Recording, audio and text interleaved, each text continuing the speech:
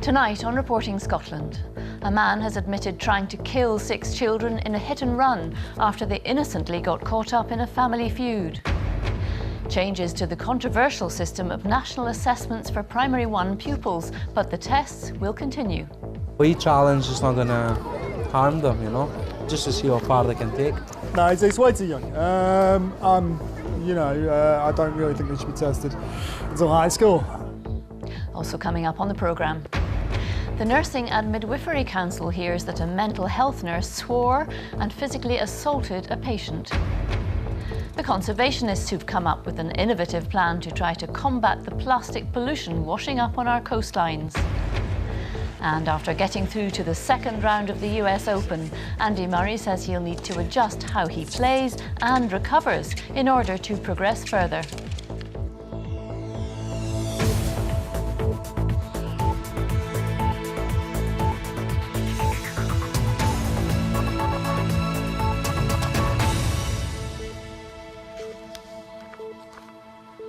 Good evening. A man has admitted attempting to murder 6 children in Castlemilk in Glasgow in March this year. Gerald Gavin, who's 22, was targeting a man with whom he'd been having a feud, but hit the children as well. Katrina Renton reports. It was a Saturday afternoon, and a group of children were laughing and chatting on the pavement outside these shops in Castlemilk. Meanwhile, a 21-year-old man, Billy McGregor, was crossing the road. Gerald Gavin was driving a silver Astra. He accelerated and steered towards Mr McGregor.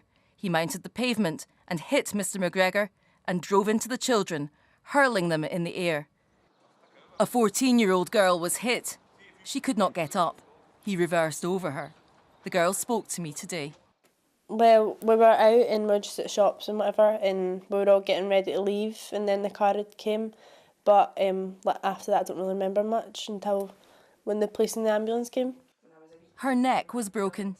When I was in the hospital, I didn't know how long it would take or what the outcome would be of when I got out, or if I could be able to do certain things or what I couldn't do. I didn't know if I'd go back to normal. But when I've made my full recovery, I'm happy about it. 4 other children were also taken to hospital at the time. The girl's sister saw CCTV of the incident today in court.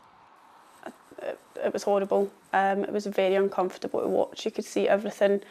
You could see the impact that the car had on the kids. The kids were going everywhere in all directions. But yeah, it really wasn't nice to watch. The court heard Gavin was involved in a family feud with Mr McGregor. We're aware that there was an ongoing feud. However, this was a targeted and isolated attack on the male that was injured, and innocent children have been caught up in the middle of this. They were targeted and mown down by a car in broad daylight in the middle of Castlemilk, which simply won't be tolerated. The girl knows she was lucky to survive, but will never forget Saturday the 24th of March. I'm going to try and forget about it and just try and move on from it. I'm always going to remember it, but I can't let it get in my way of the rest of my life. Changes to the controversial system of national assessments for school pupils have been announced, but the government hasn't bowed to pressure to scrap tests for the youngest pupils. There were reports the standardised assessments were causing distress for some primary ones. Ministers insist they are the best way to help children long term. Lucy White has more. These new tests, designed to make sure children's literacy and numeracy is measured in a standard way across Scotland, were introduced for Primary 1, 4, 7 and S3 pupils last year. There were reports that some of the primary ones had been left distressed coping with the pressure of the assessments, and parents' organisations, the EIS Teaching Union and opposition politicians have all called for them to be scrapped for this age group. Today, the Scottish Government made some changes to the tests and said it was offering more support to teachers, but it stopped short of pulling them altogether. The assessments should be undertaken as part of the routine learning experience of young people. Now, what we find from the data that's come forward is that the numeracy assessment takes on average about 22 minutes, the literary assessment about 27 minutes. That's in a whole school year, so less than an hour in an entire school year will be devoted to undertaking Primary 1 standardised assessments. But those who've been campaigning against the assessments say the changes won't make a difference. I can't see where these changes lie significantly. Changing a few of the questions at Primary 1 to change the context slightly isn't addressing the situation that we find ourselves in. We don't think these are going to be helpful to the young people. We don't think they're helpful to teachers. Parents we spoke to today were split on the idea of tests for P1s. I think it's far too young to be testing. I think they're much better doing that a wee bit later in the school when they've got more ability to sort of take on the kind of stress that would come with that. A wee challenge is not going to harm them, you know, just to see how far they can take. No, it's way too young. I don't really think they should be tested until high school. Kids know what they want to do and they're smart enough to answer questions, and as long as it's not too much pressure on them, I don't see why not. The Scottish Government says it will keep reviewing the assessments, but for the moment, Scotland's youngest pupils will continue to be tested. Lucy White, reporting Scotland. A northeast scallop dredger has clashed with French fishing boats in the English Channel. A video has been released in the French media, which appears to show the Peterhead-registered Honeybourne 3 colliding with surrounding vessels. The Scottish Whitefish Producers Association has described it as clear piracy. Our reporter Rachel Bell joins us now from Peterhead. Rachel, what more can you tell us? Well, this incident is believed to have happened near the Bay of Seine, which is off the Normandy coast. Now, this is a scallop-rich area. It's greatly sought after by both UK and French boats. And until recently, an agreement had been reached by both sides. What that meant was that the UK boats would not enter this area, and in exchange they would get more fishing rights. But of course this year that agreement wasn't reached, and so the boats entered the waters, and it appears that they were met with resistance from the French. Now, these pictures were broadcast by French media earlier today, and they appear to show the Peterhead-registered scallop dredger, the Honeybourne 3, surrounded by a number of French vessels. Now, the boats collide as the Honeybourne attempts to change its course. Now, having watched the video earlier today, Mike Park from the Whitefish Producers Association described this as clear piracy. He said that there was a threat to life, and he also said the Scottish boats were perfectly entitled to be there. Now, one of the reasons why tensions are so high in this area is because the French can't fish here. They aren't allowed to fish for scallops until the 1st of October. UK boats aren't under these same restrictions, so it is possible that we haven't seen an end to the scallop wars in the English Channel. Rachel, thank you for that. The Nursing and Midwifery Council is considering whether a mental health nurse working at Dundee's Carsview Centre is fit for practice after hearing he swore at and physically assaulted a patient. Alan Manley admits 2 of the misconduct charges, but denies he knelt on the patient's neck and shoulder area. Fiona Walker was at the hearing. Alan Manley at the hearing to face 3 charges of misconduct. He had been on a night shift at Carsview Mental Health Unit in May 2016 when a 16-year-old patient had said he had attempted suicide. Later that night, the patient had become agitated and was held down to the floor. Giving evidence, the senior nurse in charge said Alan Manley had been the trigger for the patient becoming agitated. During that restraint, the patient bit Alan Manley. There was a further restraint, and the hearing was told that Mr. Manley swore at the patient aggressively and put his knee into the patient's lower neck and shoulder area with force. The nurse in charge that night said it was never appropriate, calling it an assault on the patient. Alan Manley had worked at Carsview since 1993. He has admitted the charges of using inappropriate language towards a patient and also deliberately standing on the patient's leg. But Mr. Manley denies the charge of kneeling on the patient's neck and shoulder area, and his representative has questioned whether the witness could be sure about what happened. The hearing continues for the rest of this week to determine whether Alan Manley is fit to continue practising as a nurse or should be struck off. Fiona Walker, reporting Scotland at the Nursing and Midwifery Council in Edinburgh.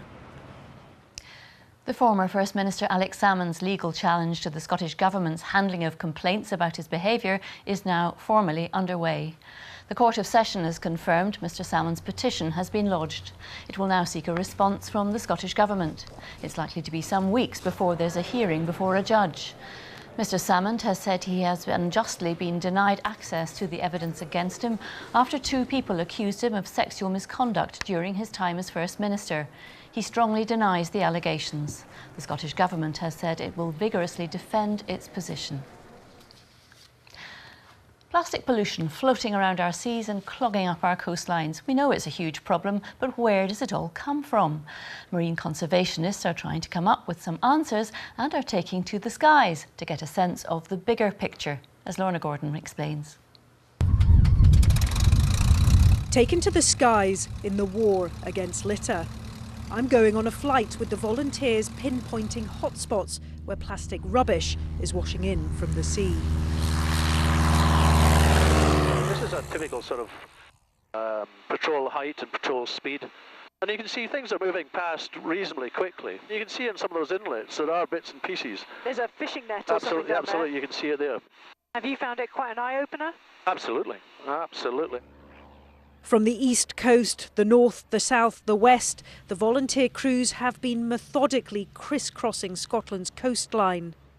From the air, flying at heights of just a few hundred feet, you get a unique perspective of the plastic rubbish blighting our shores. From beautiful sandy beaches like this one to more remote rocky inlets hard to reach by foot, thousands of miles of Scotland's coastline are being photographed and surveyed. Every photo, every bit of footage shedding more light on the challenges faced. I feel pretty passionate about this problem. The trouble is, I think, that people just don't realise that the problem exists because nobody's found this stuff before. And the reason they haven't found it is because it's almost impossible to see from the sea, and it's almost impossible to see from the land because many of these sites are so isolated. Light aircraft are the only really way of finding this stuff. So we've got everything here we've got plastic fish boxes, we've got footballs, we've got... From the air, it looks shocking, but from the ground, it's even worse. This is where the photos are going to have so many different uses, aren't they? We can see where there's litter, but then we're also going to work with universities, with scientists to actually figure out, well, where is it coming from? Can we stop it at source? Is it coming from certain places? Is it coming from certain outlets? Or actually, do we need to go right up to the top to government and say, we need some law changes to actually stop this entering the oceans in the first place? You need a hand? Yeah, please, thanks. Some of the areas are tough, sometimes dangerous to reach, but those who know the shoreline well say the map will be a big help. So part of my job is to visit the most fantastic coast in the world, and I suppose I get to those remote places and I find places that are full of plastic, and sometimes I gather it all together and I'm carrying it back and I think, am I really going to make a difference? And I think that's where this project will help, because it's opening it up to a much wider audience. The hope is highlighting where the worst of the waste is washing up will prompt more action to stem the tide of marine litter scarring some parts of Scotland's beautiful coastline. Lorna Gordon, reporting Scotland. Worshippers at Edinburgh's only Sikh temple say they're devastated after the building was deliberately set on fire in what police are describing as a hate crime. No one was injured in the early morning blaze at the Guru Nanak Gurdwara in Leith, but the building has suffered extensive smoke damage. Stephen Godden reports. Translated literally, Gurdwara means doorway to the Guru. In Leith this morning, the charred temple doorway was sealed off. Forensic officers working to establish the cause of a fire that in the early hours brought the local Sikh community rushing to their place of worship. The smoke still was there, and there was a lot of smoke inside, and the green canister was still lying there of the evidence of the petrol thing. There's a fire extinguisher on the side of the door which has exploded, which caused a bit of damage inside, so the door's been sort of blown off a bit at the bottom. A lot of smoke damage which has raised upstairs into the Darbar Hall, which is the main prayer hall. The fire was discovered around 5 o'clock this morning and was quickly put out. The damage, which you can see on the door behind me, was contained at this end of the building. Sleeping at the other end was the resident priest and his young family. We do believe it has been a targeted attack on the temple building itself, and as such it has been treated as a hate crime and will be treated very, very seriously. Fortunately, nobody was injured in the incident itself, but we have a dedicated inquiry team We are conducting inquiries at the moment. Those with a lifelong connection to the Gurdwara recall the building being targeted before, almost 30 years ago. That it's been targeted again is a source of anger, frustration and confusion. Our door's open to anyone, we don't, cause any trouble with anyone, so, we feel really hurt by that, to be honest with you, that we do so much and someone can, do an uneducated thing like this and causing problems and making a racist attack on us. Yeah, we do feel really hurt because of that reason. As the Gurdwara make alternative arrangements for worshippers, police are appealing for anyone with any information to come forward. Stephen Godden reporting Scotland in Leith. You're watching BBC Reporting Scotland. It's just coming up to 7:15. A reminder of tonight's top story. A man has admitted trying to kill 6 children in a hit and run after they innocently got caught up in a family feud. And still to come, the Scottish women's football team face arguably the biggest game in their history later this week.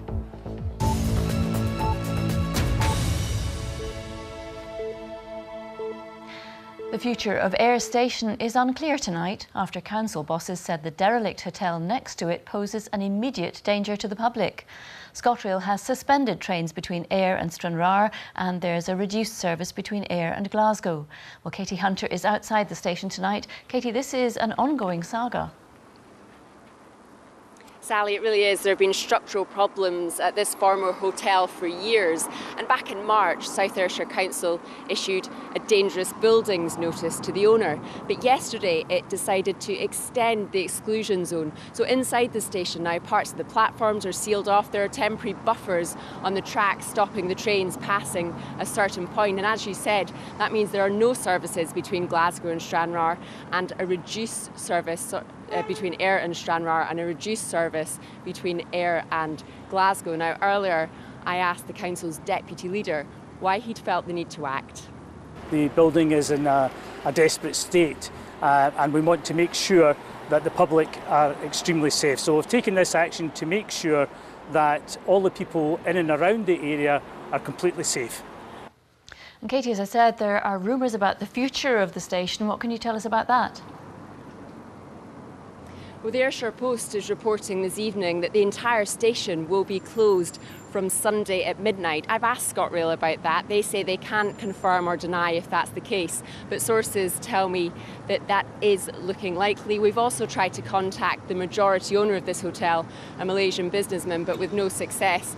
Now, it is the Scottish Air Show here this weekend that attracts around 100,000 people. About 10% of those are expected to travel here by train. But one thing's for certain, there's no quick fix to the problems at this hotel behind me. So passengers who use this station can expect disruption in one form or another for quite some time to come.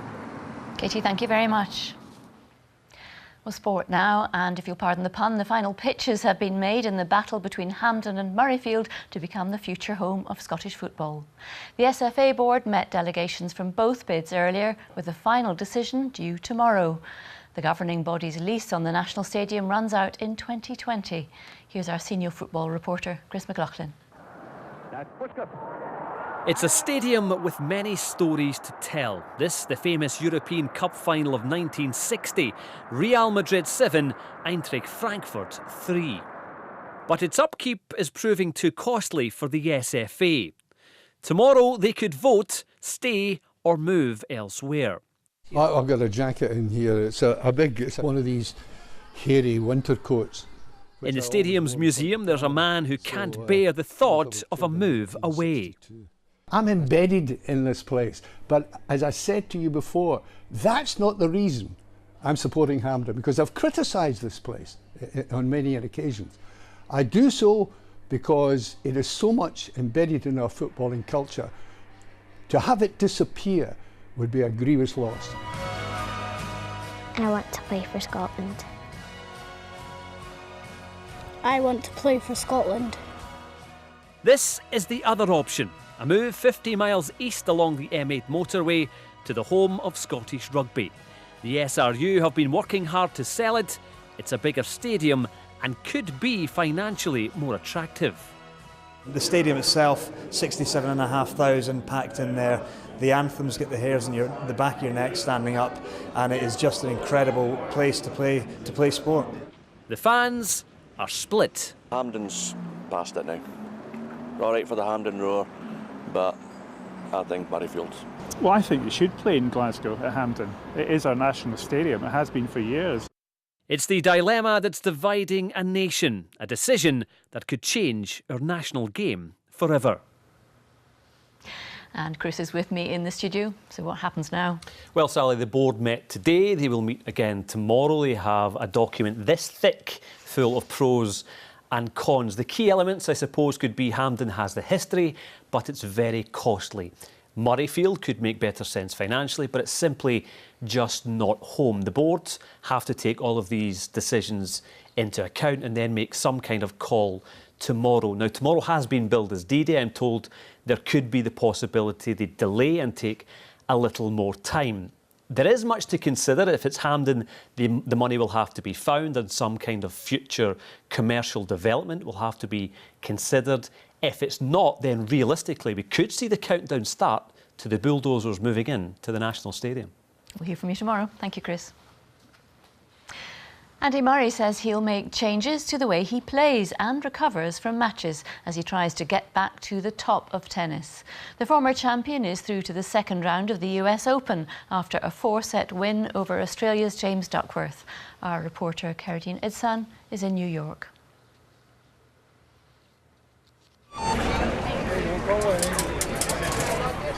Through the turnstiles and ready for play. Hello, welcome to US Open. In 30-degree heat, umbrellas are used differently here. A photo for posterity, and then on to the first round action, with Andy Murray having to come from behind, taking the second set 6-3 after losing the first on a tie-break. He was far from his best against Australia's James Duckworth, but there was progress. Murray says it'll be a while before he starts to play well again.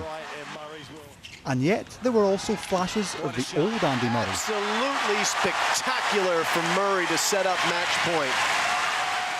It took longer than he would have wanted, 3 hours and 18 minutes to be precise, but a win is a win, even though the former champion's adamant he's in no shape to be a serious challenger. It's going to feel good. There's many things that I would have wanted to change to be considered a contender. I don't think anything changes after today. I'm kind of still just taking it one match at a time. And yeah, I mean, this is the first time I played 4 sets in 14 months. So. Well, it's clear Andy Murray faces a huge challenge to make any further progress here in Flushing Meadows. The man he beat yesterday is well outside the top 400 in the world. His next opponent, Fernando Verdasco, is just outside the top 30 and playing well. But if there's one crumb of comfort for Murray before tomorrow's encounter, it's this. In 14 matches across 10 years, he's only ever lost once to the Spaniard. Keridine Idsan reporting Scotland at the US Open in New York. The Scotland women's football team face what's arguably the biggest game in their history this week. They know that if they beat Switzerland by 2 goals, they're virtually assured of a place at the World Cup for the first time. Alistair Lamont has been to meet one of Scotland's star players as she prepares for the momentous match. Erin Cuthbert is a rising star. At 20, already a regular at double winners Chelsea. But everything she does here, she says, is to prepare her for pulling on the shirt of her beloved Scotland. To reach the World Cup would probably be the greatest achievement that I think I'd ever achieve in my life, to be honest. It's fine, all the club honours and even winning the Champions League, but to reach the World Cup with your country, a small country like Scotland, and it would be incredible, especially for the first time. Standing in Scotland's way are Switzerland. Their star player is a teammate and best friend of Erin Cuthbert at Chelsea. And 4 years ago, she helped Switzerland to their first World Cup. That was a very special moment for us because we haven't even qualified for a European Championship before. So World Cup was the first qualification we did, and yeah, just that feeling was amazing, and to achieve something big and to know that you're going to be part of a big tournament, it was very big. Now Erin Cuthbert and Scotland are desperate for a piece of that action. Erin Cuthbert has come a long way in a short time. from a raw teenager playing part-time football with Glasgow City to a first-team regular at the top club in England. These last 18 months have shaped her both on the field as well as off it. The move to London from the family home in Ayrshire was a big one, but unquestionably she reckons the right one. I've had to adapt and grow up a little bit, you know, living with family. I had everything done for me, so, you know, to now move into my own apartment, I need to do things for myself. I can't rely on, you know, mum and dad as I always used to. So I think there's been an element of me growing up, but as a result of that, it's made me mature a bit on the pitch as well. Scotland have already had the benefit of that. Some more of this against Switzerland could help her achieve her World Cup dream. Alistair Lamont reporting Scotland. Good luck to them. Now, here's Christopher with the weather outlook. Sally, thank you. Hello there. Well, it was a fairly cloudy day for many of us, but there was some sunshine breaking through the clouds at times, and also some wet weather for some of us. You can see on the satellite and radar picture this cold front taking the rain in towards the Highlands and Islands, and overnight it will move further east. And where we've had that cold front, quite a windy day as well. Angry-looking seas here off the Isle of Lewis. So overnight tonight, that weather front moves eastwards, cloudy and damp fair through the early hours, and quite breezy with it too. But it does clear and then clear spells with a few further showers. Temperatures around 8 to 11 Celsius, a few rural parts in the northwest colder. So to tomorrow, and that weather front with us initially before clearing away, and then a ridge of high pressure building, developing a westerly wind, but actually a lot of fine weather around. Early on, some cloud to start the day in the southeast and the northeast. That soon clears, and then a bright and breezy day for Wednesday. Some sunshine, a few showers, chiefly in the west and northwest, anywhere really from sort of Argyll northwards. Elsewhere, largely dry with some sunshine. Temperatures 17 or 18 Celsius at best, but with those brisk westerly winds, feeling cool. Further north, across parts of Aberdeenshire and Angus, in towards Murray, generally dry and fine. West of here, and there'll be a few showers, fairly frequent at times, quite blustery and a cool feel, 14, 15 degrees. Rest of the afternoon into the evening and little change, still a number of showers, actually quite a chilly night overnight. And then for the end of the week, this is Thursday and Friday, that high pressure still with us, so some dry weather and some bright spells. You can see it there just building in from the south, and actually very little in the way of wind, light and variable winds really. So here's the detail for Thursday. Fair amount of cloud around, I have to say, but some brightness, some sunshine, 1 or 2 showers in the west, up to around 15 to 17 degrees. And Friday, more likely to have some sunshine, but you'll notice behind me thickening cloud, outbreaks of rain and a strengthening wind with another weather front on the way. That's the forecast, Sally. Christopher, thank you very much. A reminder of tonight's main news in Scotland. A man has admitted attempting to murder 6 children in Castlemilk in Glasgow in March this year. Gerald Gavin was targeting a man with whom he'd been having a feud, but hit the children as well. And that's all from Reporting Scotland for now. We'll be back with the late bulletin just after the 10 o'clock news. Until then, though, from everyone on the team, right around the country, have a very good evening. Bye for now.